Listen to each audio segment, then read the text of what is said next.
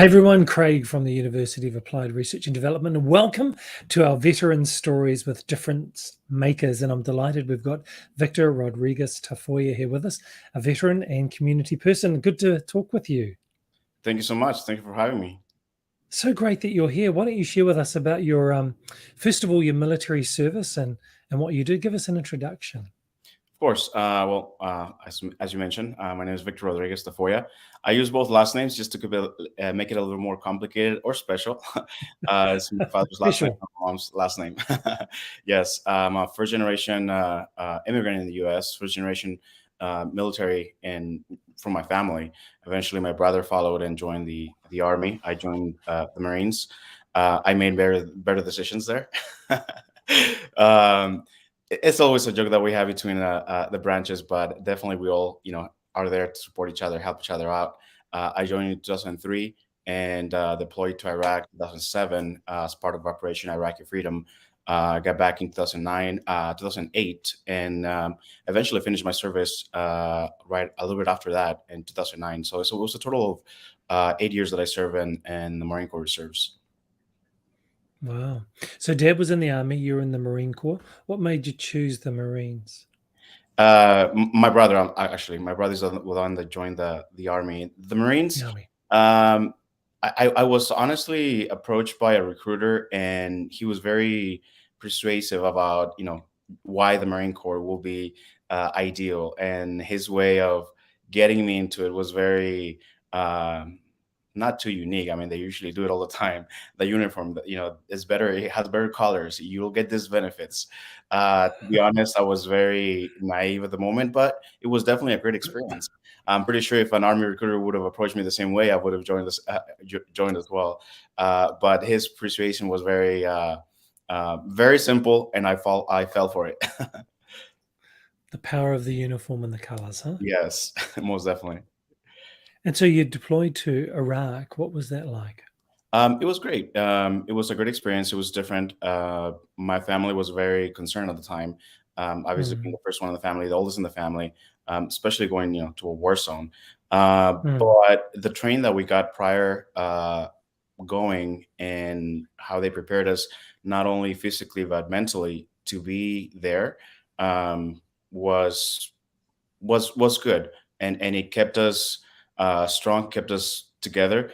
Um, I think some of the great moments that I have from being deployed out there was salsa nights. There was a way of getting us entertaining, getting us a little bit out of the pressure of the daily, to where there was different activities. There was boxing, there was certain sports, and including salsa nights. A Dominican army sergeant, I remember, he will put together salsa nights in Al Assad, Iraq.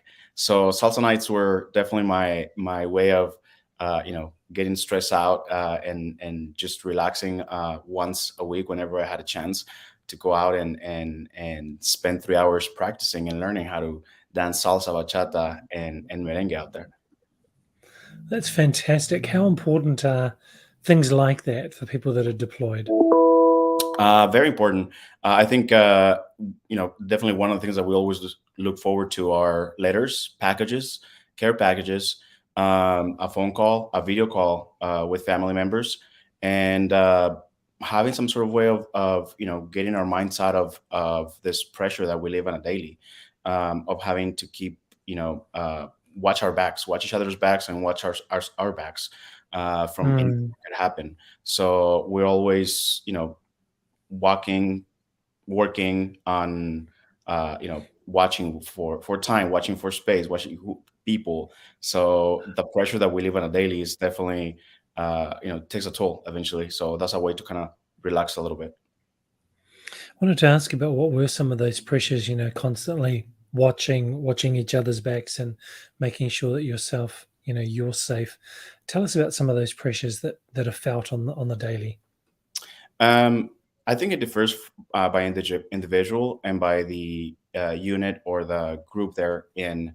At a personal level, I think my pressures were to, yes, do my job, wake up early, don't wake up late, and be able to stay awake and alert the whole time. On top of that, I think we have many other stressors, especially those that come from home.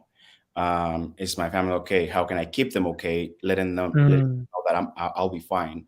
Um, mm, and then on top of that, uh, other personal issues that could conflict and add to the stressors.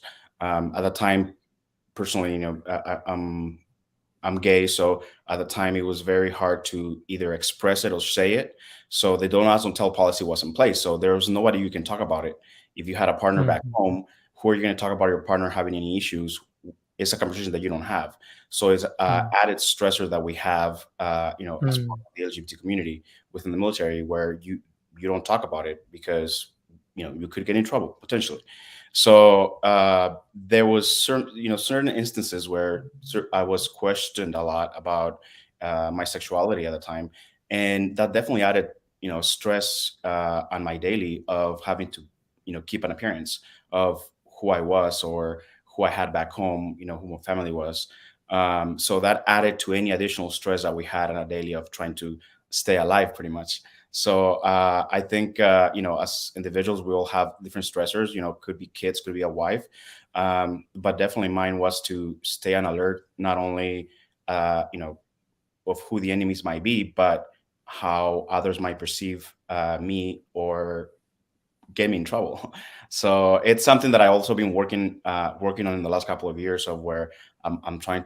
I've been trying to let go of those little triggers that I had, but definitely that was one of my biggest challenges out there. mm.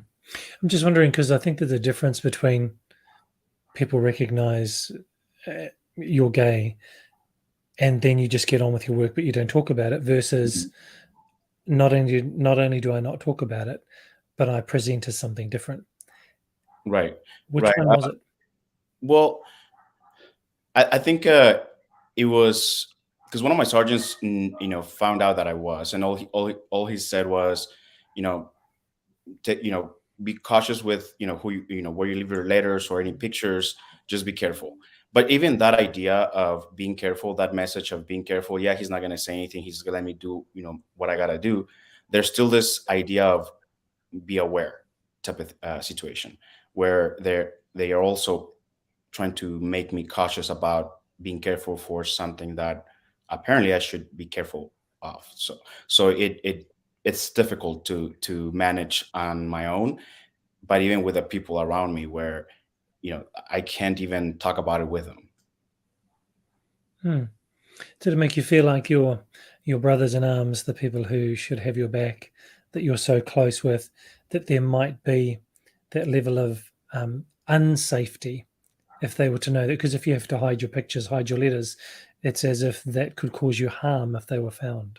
Correct. I mean, it was, and I didn't feel any negative attachment or detachment from them. It was more like, oh, I'm not getting in trouble, so I don't get them in trouble for trying to Right. grab for me, type of thing. But outside of work or outside of the service, uh, the brotherhood that we have and the support that we have for each other um, grew even stronger, even after the service, where Hmm. that was not even a question. They will directly ask, so do you have a boyfriend, have you been married, or do you have a partner? The conversation just flows naturally now. But at the time, we were all, yes, doing our job, but also watching out not to get in trouble or not to get each other in trouble. Right. And so when you decided to leave the military and transition into civilian life, what were some of those things that, because I imagine that's a big change, right? Because Correct. Army, Marines, Navy, it's 24/7. That's your life. Making that transition, what were some of the pressures, difficulties, challenges, and what made the difference to help you with the transition to civilian life?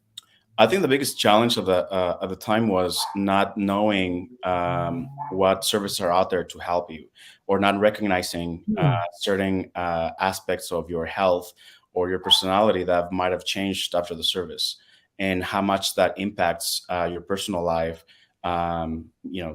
That your sleeping pattern, your relationships, how everything Mm, is impacted by so many trainings and even triggers. So it's first being able to recognize that my sleeping pattern was not the same anymore, and it took me Mm. time to realize that there was a problem with that, and that there was a something that I needed to, attend. Um, depression was sort of like an escalating uh, you know condition where it got worse, year after year, but I never actually recognized it until, you know years later. So I think the being able to seek help for something that you don't see yet is the hardest part.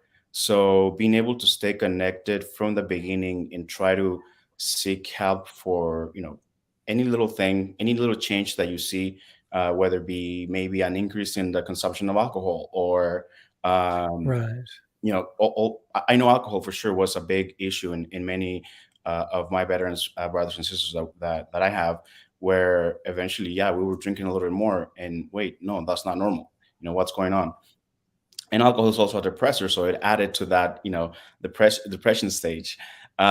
So definitely being able to recognize those signs that can be almost ignored at the beginning and seek help, Mm. those is the biggest challenge. Once in the system, once in the process of seeking the attention and rehabilitation, almost, of all those little issues, everything kind of just unfolds, little by little. I think being able to seek medical therapy, psychological attention from the VA, um, but also adding to that, education, being able to go to school, and me personally being very specific on the classes that I'm taking, that also give me answers to um, some of my conditions, my method Mm. of communication, my reactions to certain things that are a mix of my military training, but also my triggers from my cultural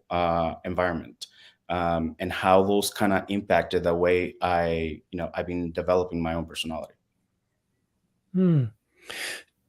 Do you feel that the service that you're in identified for you when you were making that transition, watch out for these types of signals that could mean that you need help, and then these services are available to help you? Was that made clear for you? Not at the beginning. It was definitely after. And the thing is that at first we have this. I remember before coming back, somebody told us, we might get that Superman syndrome where we feel invincible. We went to war and we're coming back and we're alive. No, I feel like we do have that uh, ego, and especially as Marines, where they're supposed to be the best, where we don't talk about it, where we don't, you know, Right. try to show weakness. And I think that works against us, uh, because it's actually strength to be able to recognize that you have a specific condition. If you have depression, if you are consuming alcohol and you realize that you're reacting to certain situations the way you shouldn't. I remember my friends used to know me as the one that will cry all the time. So eventually I was like, well, why am I crying all the time? What's going on? So being able to recognize Right. those things, and just the fact that I Mm. can talk about it now and before I will just break down, it's a big deal. But yeah, it's fighting our ego at the beginning. It's the hardest.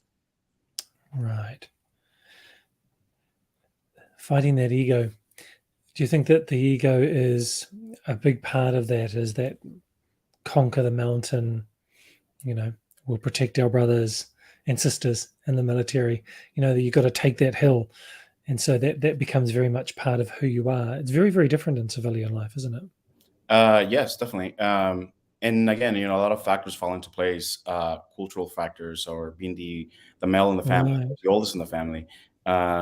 But yeah, yeah, definitely being able to look into those issues that are maybe breaking relationships, or creating some sort of pattern where you might get, I don't know, worst case scenario, and getting a DUI, or getting an accident, or you lose attention or track of assignments or things, certain patterns that eventually can uh, be causing you to be out of balance. Try to find Mm. a reason for it. And a lot of times, many of our veterans brothers and sisters might just oversee those things, again, because we're supposed to be strong. We're supposed to, portray this strong image that, or persona that we're supposed to be. And in addition, a lot of social pressure that we get, because even after serving, in the different jobs that I've had, that additional pressure of, oh yeah, he was in the military, so he's gonna be great, or he's gonna, this or that. It's an added pressure that is put on by Mm. society, that of, because of, The without thinking. expectation. Exactly, without thinking of certain baggages that we carry after the service. Right. Again, the baggages that we don't necessarily recognize at the beginning. There are many things, just from my understanding of people in the military, is that they have a lot of skills and a lot of training and a lot of experiences and a lot of things that are, I would say, transferable skills to different industries. And often people who exit the service, they don't recognize not only do they have these things that they need to work through in terms of, you said, baggage to bring into civilian life and work through those with support, but also there's a wealth of experiences and skills and knowledge in their toolkit that they can bring into civilian life that maybe other people don't have. And we try to recognize that as part of the university and give people academic credit for it. Tell us about the things that you've done in civilian life in your career. I know that we talked about it briefly before we started the show, but you've done some interesting things. Yes, well, I've worked mainly in TV media production, mostly Hmm. Spanish news, some English news as well. It was a year. I lasted over a year before I went back to school and an English station. But definitely having to work in my military life under pressure helped me work in a newsroom under pressure, where we had to turn in certain assignments or find information or go on air Right. or break a story. Being able to handle things under pressure was definitely a skill, or something that would just was very easy for me to handle, and to keep other people under control and keep other people relaxed, letting them know that it's going to be Right. okay, and we're going to get through it. I think that's a skill that not a lot of people develop as Mm, easy, especially having to work in an environment where it's, again, under pressure. And it's one of the reasons why I lean towards working in the news media, because of, yes, that pressure that was on a daily, that almost was the same from being in the military, where there was a daily assignment, there was a daily deadline, and it kind of fit into what I had been trained for, and now I was doing it in the civilian world. Um, but it can also take a toll, especially having to work sometimes long hours. Uh, mm, uh, eh, but on top of that, being, I mean, at least personally, having many times to be the person to be strong, the person to be able to keep everybody calm, the little sponge mm, for everybody to relax a little bit. Again, playing that strong, persona can definitely eventually, get you tired. mm. Got to have those coping strategies. Definitely having to, have my therapy at least once a week, Mm, maybe twice a month, if depending on the availability. Therapy. I think it's something that was not necessarily spoken about when I was growing up within my family, and within my culture. It's not a thing about having to seek a psychologist or a therapist. The idea of somebody being crazy is who goes to the psychologist or goes to a therapist. But now I see this totally different. I mean, we've had, it's almost like a, you know pressure cooker. You just have to let steam out a little bit once in a while, and mm, that's my way of letting things out, or being able to see a light or a different perspective into situations. If mm, something arises up, in my relationship or my family or at work, and then what happened.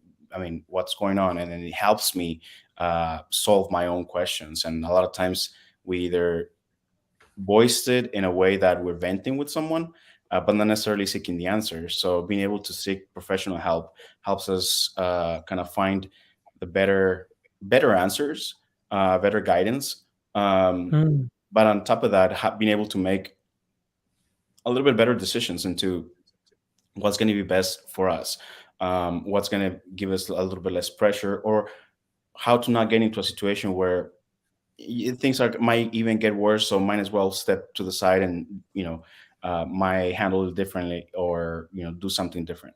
So being able to perceive all those things, it's is definitely helpful. The classes that I've been taking in school have also been enlightening to have enlightened my vision, and ways of communicating, in ways of having a relationship with someone, um, or even an approach to a situation or a conversation.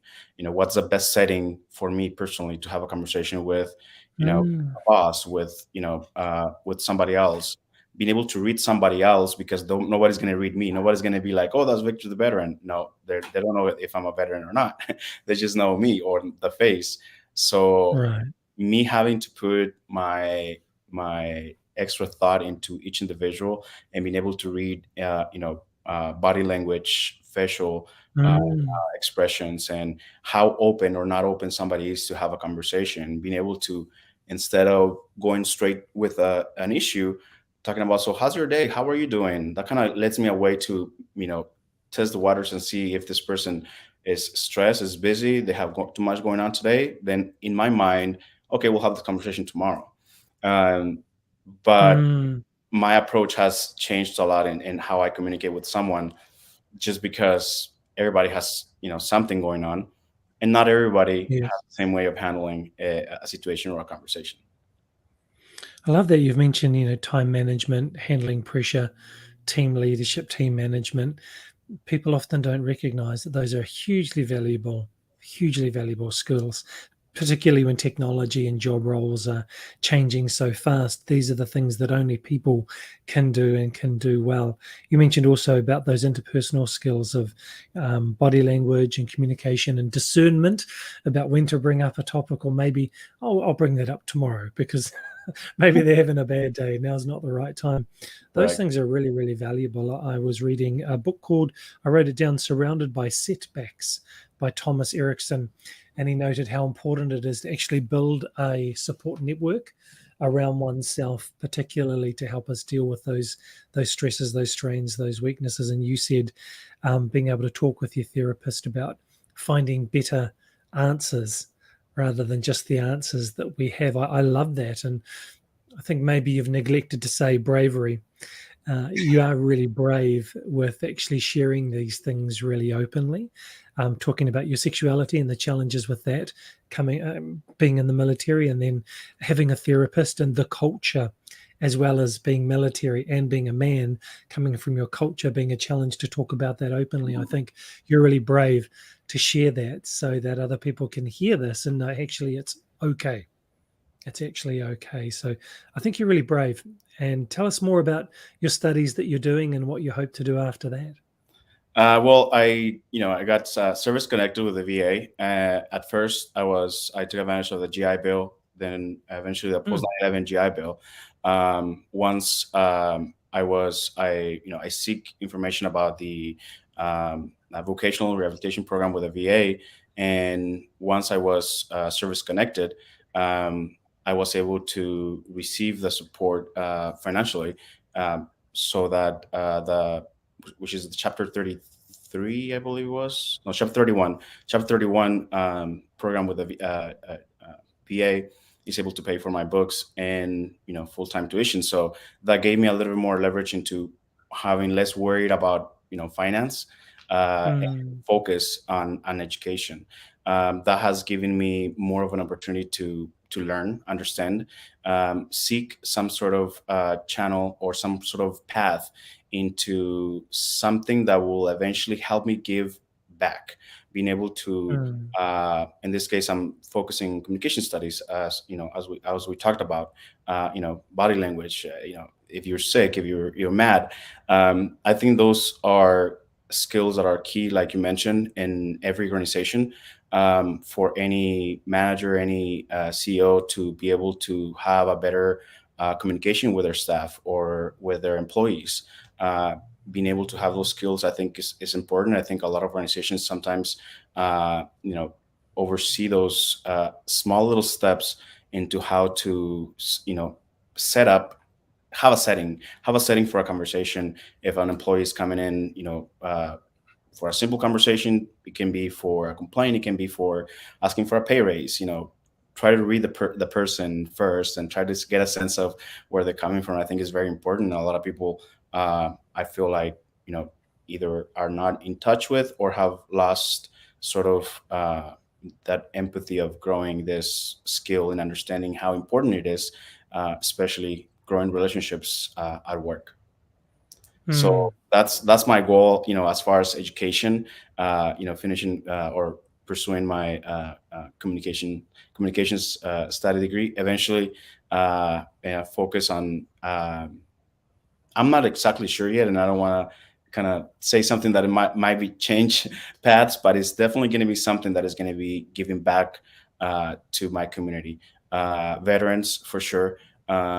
My background as an immigrant has also a connection to those groups that are pressured by culture and family of having to respond as, the family man, or the, all, or the family support, those cultural you know chains that we have that stay strong within, as we grow, but eventually sort of kind of disconnects us a little bit, and it creates some sort of um, uh, family tensions where parents might not understand why the younger sibling could be a little bit more distant than the oldest sibling. Well, it's because oldest sibling mm, is closer to your cultural ways than the youngest sibling who grew up away from the town that you come from. So having mm, to be able to train, parents or the older about their younger generations, and how this disconnect that they see is not necessarily a disconnect. It's just that they brought their families to an area where their culture itself is already different from what they mm, grew up in. So I've been looking at all these little things that I know I can bring some light into it, mm. and bring some peace of mind to families, and understand that, hey, it's okay. Let's just find a different way of talking about it. I love that. I love that you're going to be focused, or you're focused now, preparing for making a greater impact and making a difference in the lives of others. No, definitely, Victor, and I think a lot of veterans, the first thing to think about is definitely ourselves. Take some time for ourselves. I was just going to say, it seems like you've been, you're serving others, being in the military, focusing on yourself, preparing to then serve others again, and that focus on yourself time is so important in the transition and after the transition to make sure it's strong and successful. Yeah. Most definitely. Victor, thank you very much for your service, first of all, and thank you very much for being here with us today. And for those people watching the recording, for our students and faculty, and for those on LinkedIn, on YouTube, on Facebook, on Instagram, on Twitch, on any of the other platforms that we're going to be sharing this on, you can see we've got Victor's Twitter account on the screen and his LinkedIn account as well, to encourage you to connect with him. And he is a real difference maker. So, Victor, thank you for being here with us today. Just as we wrap up, please don't go anywhere, but thank you for being with us on this podcast. Thank you so much. And everyone, with UARD, we do love to connect with veterans. Reach out to us if education is your goal. We'd love to support you in that. And in the United States, you can access VA benefits, the GI Bill and 9/11 Bill for your future studies. So thanks for being with us. Hope to see you again on Veteran Stories very soon.